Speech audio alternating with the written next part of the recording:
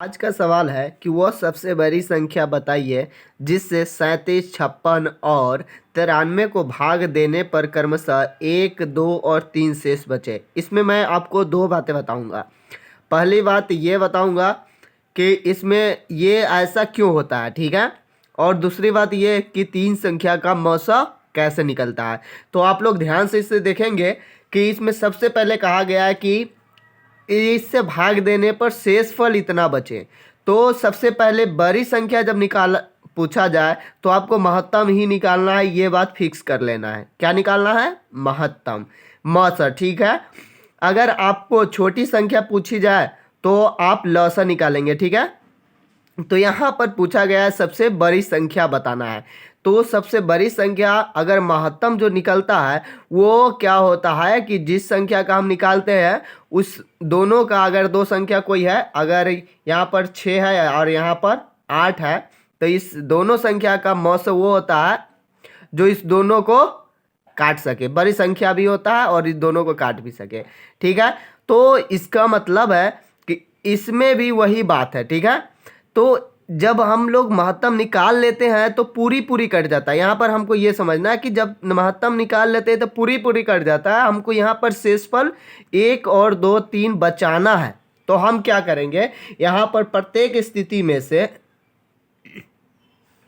इसमें से एक क्रमशः दिया हुआ, यानी इसमें एक बचना चाहिए, तो इसको घटा लेंगे। कितना बच जाएगा? 36। फिर 56 है, इसमें कितना शेषफल बचना चाहिए? 2। तो यहाँ पर इसको सब्ट्रैक्ट करेंगे तो कितना आ जाएगा? 56 में से 2 जाएगा तो 54। फिर इसी तरह से यहाँ पर कितना है? 93। 93 में से 3 चला जाएगा तो कितना बचेगा? 19। अब यहाँ पर अब हम लोग ये इस संख्या को प्राप्त कर चुके हैं।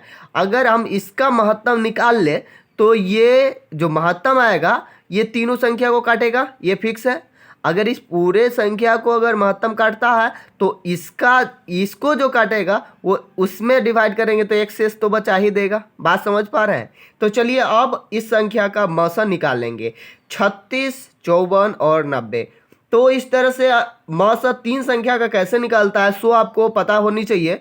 तो तीन संख्या का मौसा होता है, पहला और दूसरी संख्या को पहले हम मौसा निकाल लेते हैं। तो इस दोनों में कौन बड़ा है? जो बड़ा है उसको अंदर में रखेंगे, ठीक है, जो छोटा है उसको बाहर, और इसमें एक से लगा देंगे। मौसा कितना हो जाएगा? 36।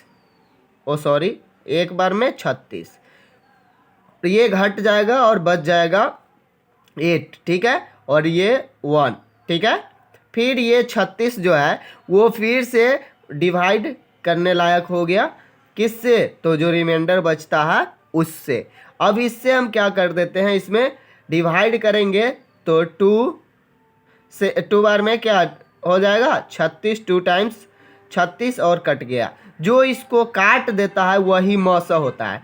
तो यहाँ पर तीन संख्या है, तो जो इसका आंसर आएगा उससे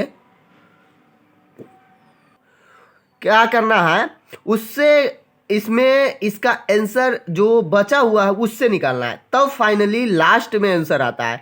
तो यहाँ पर दोनों का हो गया, उसका आंसर 18 आया। अब 18 और जो बच गया, जो आंसर आया सो, और जो बचा हुआ है उसका निकालेंगे। तो दोनों का मौसा निकालने के लिए हम बड़ी संख्या को अंदर में रखेंगे और छोटी संख्या को बाहर, और 18 पंचे 90 आ ही जाता है। सो यहाँ पर यही आंसर हो गया फाइनली, ठीक है।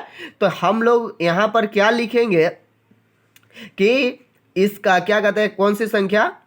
36 है, और 36 और कितना है? 54 और 90 का मौसा जो है वो कितना आ गया? आप 18। अतः अगर ये 18 आ गया तो ये संख्या ये तीनों को काटेगा। जब इसको काटने जाएगा तो शेषफल 1 बच जाएगा, जब इसको काटने जाएगा तो शेषफल 2। तो हम लिख सकते हैं अतः जो संख्या निकालने के लिए दिया गया है, अतः वह संख्या, वो सबसे बड़ी संख्या, बड़ी संख्या ही पूछा जाएगा, बड़ी संख्या क्या होना चाहिए? 18 आपका सटीक आंसर। इस तरह से आप आसानी से इस तरह के सवालों को बना सकते हैं कंसेप्ट के साथ। आपको अगर एक बार समझ गए तो आप इसको बहुत इजी से फटाफट करना है। सबसे बड़ी संख्या पूछा जाए, महत्तम निकालना, ये बात फिक्स कर लेनी है। अगर महत्तम निकाल लेते हैं इसका तो रिमाइंडर बच नहीं सकता है, क्योंकि इसका महत्तम जो निकलेगा इस दोनों को काट ही देगा।